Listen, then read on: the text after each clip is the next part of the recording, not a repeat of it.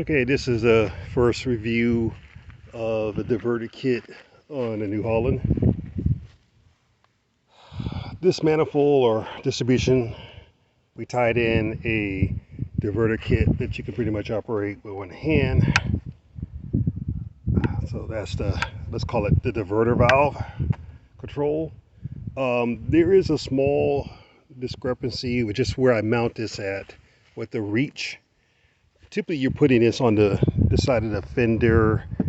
I didn't want to drill my side cover, so I went in and just used a bracket and I tied it to the actual what do you call it, the actual frame or front loader frame, just for simplicity and just to do everything else on it, I guess. I'm waiting to get some more securing rings, because I'm gonna probably do something stupid and try to take this bolt out or do something and attach my ring here to run my hose down. One thing I did find out, on Andy kit, he uses regular what they call ole-style two-way couplers. I pulled those off, bought new ones, and don't get me started on how much they charge me for these, but I put regular flat face style of couplers on. Always get some sealer.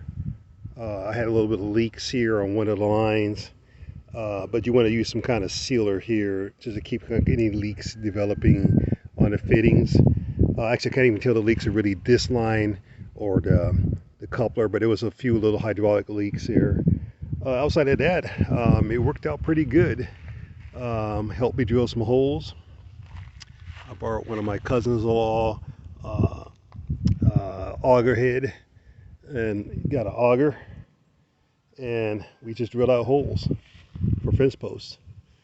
This tractor itself don't have a high flow capability with the hydraulics, but if the ground ain't too wet, or sorry, the ground is not too clay or too dry, it kind of drills the holes fairly. I'm not gonna say it's the best, but it does get the job done. So this is the final review. I'll wait till my new brackets come, and then I'll get this mess of just hanging the hoses up on the side. I'll secure all the hoses down so it won't get in the way. So this concludes first review of Tractor Innovation Diverter Kit.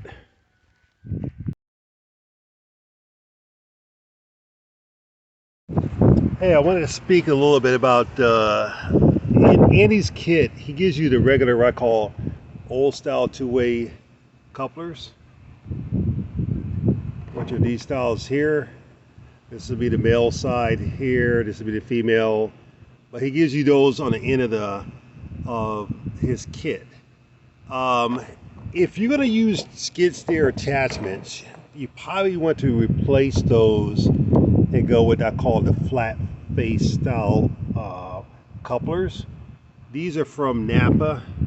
They're about $50 or so. I didn't end up using these from Napa because of the input size thread was way much bigger than the hose, and I had to buy a couple of different adapters. So I went to my local supplier and I bought the equivalent matching adapters to use. So I put a male and a female on the hose ends, and I ended up using those.